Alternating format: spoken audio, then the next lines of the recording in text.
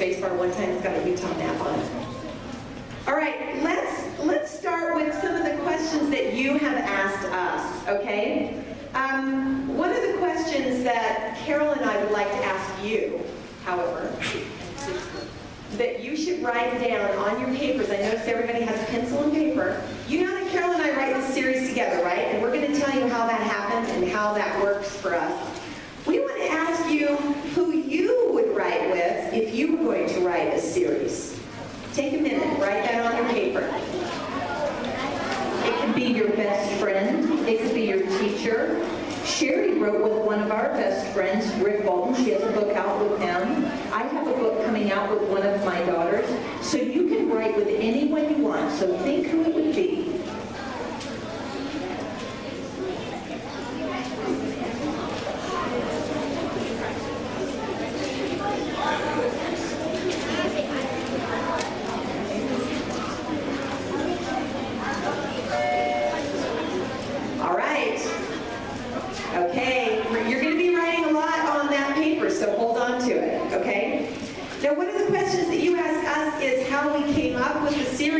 Why we write it together. And by the way, third grade, you've got 30 seconds before your first question. So get ready. Way back in time in a galaxy far, far away, Carol and I were still best friends, and I was walking my dog Nala, actually Madeline's dog Nala, and I came up with this idea for these two kids to travel back in time. And the question I asked myself is, what if these two kids and their family owned a museum together and their parents suddenly disappeared? Okay. Guess what? Guess what? Question time. Okay, this is question number 1 for the third grade. Everybody else has to be very, very quiet. And I'm going to let the third grade teachers decide who gets to answer this, if you don't mind. Because we're not really sure who's in third grade. Melanie, go ahead and hit the space bar. Okay, here's your question. Take 1 minute. You've got 1 minute.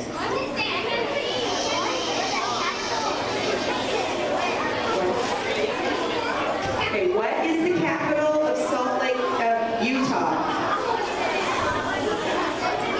Well, that's stacking the deck. She gave you a little hint. You may have heard the little hint. You got 30 seconds, third grade. Who is the third grade? If you're third grade, everybody put your hands up. Woo! Okay. Okay, so we need a third grader. Okay, we'll let you choose. Okay, can you come up? Can you come up and say it into the microphone? Oh, this is the best part. If you feel like singing the answer, you can. Okay? Or you tell us your name and how old you are. Nathaniel, and I'm 8. The capital is Salt Lake City. Woo! Third grade. So how many points did the third grade just earn? 2, wasn't it? I'm going to back it up. Was it? Did I only give you 1 point? I'm so cheap. Okay. All right. Good. Okay. The next question, Madeline. Yes, is worth 3 points, and this one is for the 5th grade. The 5th grade, yeah, you've got 4.5 minutes before your question comes up, 5th grade, so get ready. Okay, so Carol and I, can you hear us? Okay, Carol and I, well actually I came up with this idea of what if, which is a really good place to start with creative writing, and Carol's going to talk to you about that, those of you who want to be novelists. I thought, what if these two kids came to the museum one day, they're 7 years old, and their parents have disappeared? And what if they don't know what happened to them? And what if they have a grandfather who's the fix-it man in the museum? Those of you who've read the books, you know this part. And what if 2 years later at midnight in the museum, they get this mysterious message from a what? It's not a typewriter, but it's like a typewriter. It's an antique telegraph machine, right? And was it plugged in? No. How weird is that? And the kids figure out what happened to their parents because their grandfather finally reveals the secret, and they come up with this great plan. Well, I called my best friend friend and I said, how would you like to write this with me? That's not exactly how it goes. I'm going to really straighten up the stories here. She said, come over, I've got to tell you something. So I went over to her house. We lived just a few blocks away. And she started to tell me, what if, I've got this great idea, what if? And then she started to say, would you like to write this series with me? She only got the words, would you, out when I said, yes, I do, I want to write with you. And I just knew that this was a great idea. Cheri loves history. I like it, but she loves it, and that's why she could come up with this idea. And then she said, let's start talking, and that's what we did. So when you have your writing partner, Cheri gave us the 2 good questions you should always ask yourself when you're writing. Who remembers what those 2 questions are? Do you remember it? What? Yes. What is it? What if? Yeah, What if? You can also ask yourself why. And that's what Cheri and I started doing. And as we came up with these ideas, we kind of pushed some to the side, kept some. What are we going to do? What of this? What about that? Well, why would that happen? Well, why would that happen? And it took us a long time. We did tons of research, went to the library, spent a long time in the library figuring things out, and came out finally with the first book, The Rescue Begins in Delaware. So here's something that I want to ask you for your paper.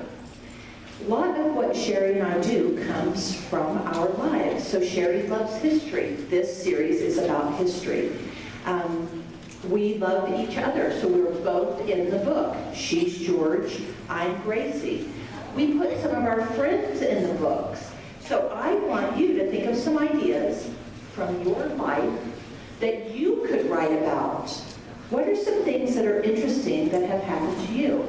And if you want, you could ask yourselves, who is somebody that I really care about that would go in the book? So why don't you think about that first?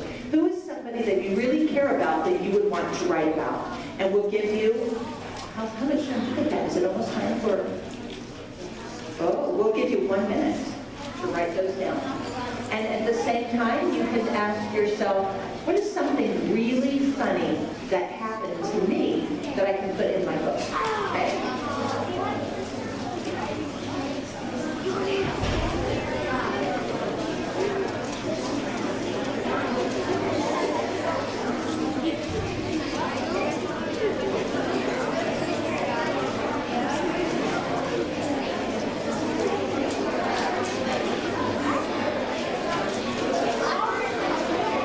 30 seconds.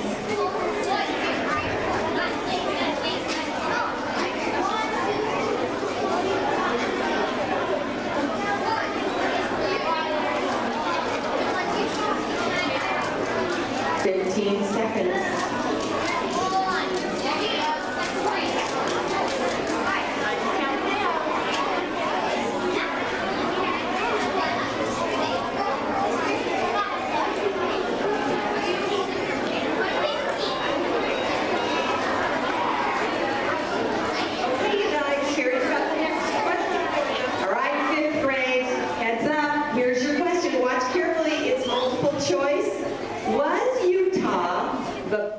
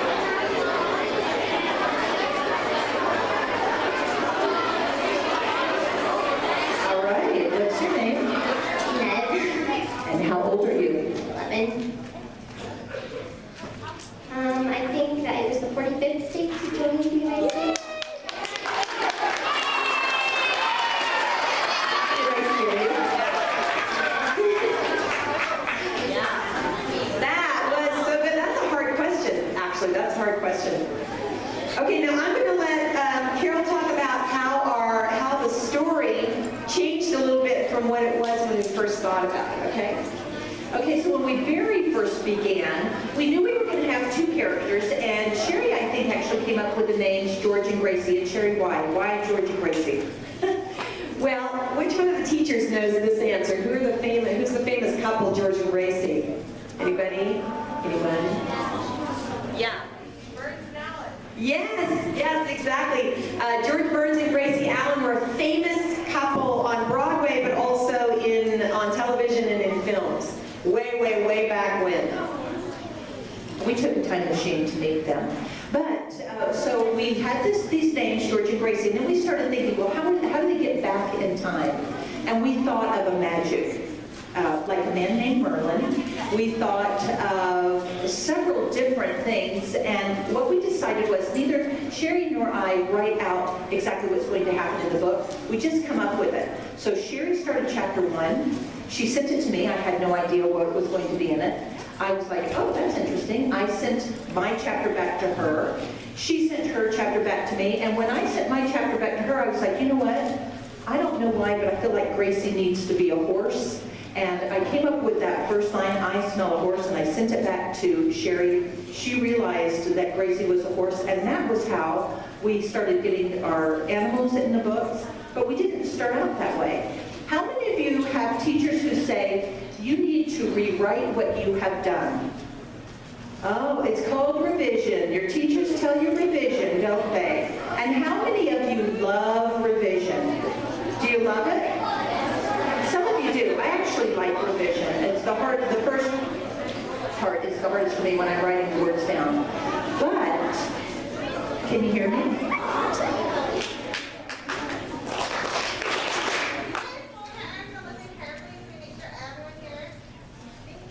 Wow, that was magic. I'm going to start using that in my college classes. Mrs. Let's Brown say that is word. magic. I didn't know. Woohoo. So, all right, so we revised George and Gracie, that first book, for several years, actually, making it absolutely perfect. 63 years. 63 years is how long we did that. So revision is very important. Okay, we're going to have a fourth grade question in 55.2 minutes. 55.2 seconds, I'm sorry. And it's worth 2 points, fourth grade, so get ready. We want to answer one question. You want to know a lot about time travel, and I think Carol hinted at why we chose time travel instead of magic. And I think it's because we don't really know. We just liked it a whole lot better. Plus it has really good props. So we wanted our kids to time travel. Really, the reason is, though, because we wanted their parents to go back in time. We wanted the problem to be that their parents went back in time to buy great stuff, like these items, for the museum. Because they have, what's the name of the museum? Do you remember? It's a long name. The Stockton Museum. Just about everything in American history. Yeah, okay, fourth grade. This is your question about Utah State history. What is Utah's nickname? Can you hit that space right here, please? Okay, you've got 1 minute max. You don't have to take it. Obviously, you're so smart you don't need that much time.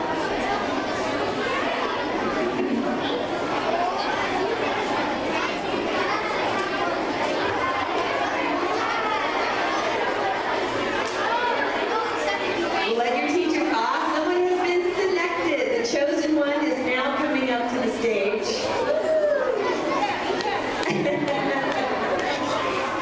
So you know I wrote a book called The Chosen One, right? That's you. Okay, tell us your name, your age, and the answer. I'm Rebecca, and And what is the answer, Rebecca? the United States. Give her an option to walk the stage. You should put no. One more. And one more. Very good guess. Okay, we are going to do a reading from the books for you right now, so you can sort of hear the voices of George and Gracie as we imagine them. And remember, every other chapter starts with George and then Gracie. And this is the chapter when the kids go back in time for the very first time. So those of you who have read The Rescue Begins in Delaware, you know that they found out that their mom and dad are trapped in time. They've come up with the idea that maybe what they need to do is take some of the artifacts from the museum to the rightful time. And now they have just been in the time machine and zoom, they went into a black hole. Our next question is for the 6th grade, and it is worth 8 million points. 3 points. Okay, so it might be a little bit hard for you to hear us if you're chatty Cathy's. So what we'll do is we'll try to both read into the microphone together. And I'm going to be Gracie, and Cheri will read all of George. And this is actually chapter 5, so the whole chapter is in George's voice. George is telling this story. I smell a horse, George, Gracie said. She gave a loud sniff. My head's spun. I felt dizzy. Yeah, well, that's not all I smell, I said. I held my nose. If we're in Dover, it sure stinks. I looked over at Gracie. A big black horse stared back at me. I screamed. Ah! The horse Get away from me, I said. I fell off my bench and rolled, and I'm not going to do that, outside. Help! A fat, smelly horse is sitting on my sister. I turned around. The time machine was right there behind me, but it didn't look like a telephone booth anymore. It looked like an outhouse. An outhouse? Yeah. The horse peeked at me. Where's the fat, smelly horse? It said. I blinked. You can talk? No, duh. The horse pawed at a huge silver locket hanging from his neck. I blinked and looked again. Gracie, is that you? Of course. The horse squinted at me. What are you wearing, George? You look ridiculous. I looked down at myself. I had on tights and short, brown, itchy pants and... Wait a minute, I said. Tights? Gracie the horse giggled. The giggle turned to a neigh. Her eyes went wide. Something is wrong, she said. She turned her long neck and looked back at her rump. This is not right. I'll say, I said, I'm wearing tights. Gracie trotted close and put her long face in mine. Her flappy lips moved when she said, tights. Oops, Tights, schmites. I'm a horse. She had a point. A horse with bad breath, I said. I waved my hand in front of my nose. Back up, please. I should step on you. Gracie said. She lifted a hoof. I think Grandpa forgot to tell us a few things about time travel. Yes, think. Gracie said. She sounded grumpy. Wow, I said. How are you doing this? Is this a costume? Or are you the real thing? I opened her mouth and looked inside. Gracie chomped down, but I moved my hand in time. Hey, I said, you almost bit my fingers off. Be polite, George. She said, And remember that I am way bigger than you. I stared into her nostrils. Boy, that's the truth, I said. Gracie gave me a nudge. Stop messing around, George. We've got work to do. I looked around. We had landed in the backyard of a small white house. Tall trees grew close to the yard. Plus, there were tree stumps all over. The air around us felt hot and sticky. Listen, Gracie said, her ear twitched. I heard people shouting from somewhere nearby. What's that? I said, baseball game? Did people play baseball in 1776? Did they? No. I guess you'll have to find that out. Gracie nodded like horses on TV do. it's coming from over there. The crowd noises got louder. Let's find out what's going on. Gracie said. Then she let out a little... Mom and Dad might be there. Right, I said. We tiptoed around the corner of the house. Well, I tiptoed. Gracie clomped. George, Gracie bumped me with her nose. She almost pushed me over. I think this house is a school. Her horsey voice sounded excited. Do you see that sign? I looked at the front of the house. A sign on the gate read, Master Pritchard's Common School. A bell hung from the rail on the porch. It is a school, Gracie, I said, and I bet this is where Mom and Dad got the desks.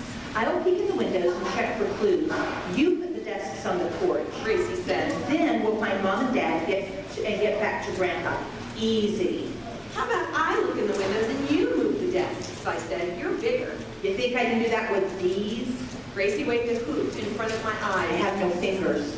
I see that, I said. I dragged the first desk onto the porch, but I tripped on the way up the steps and banged my shin. Ouch, I said. This isn't so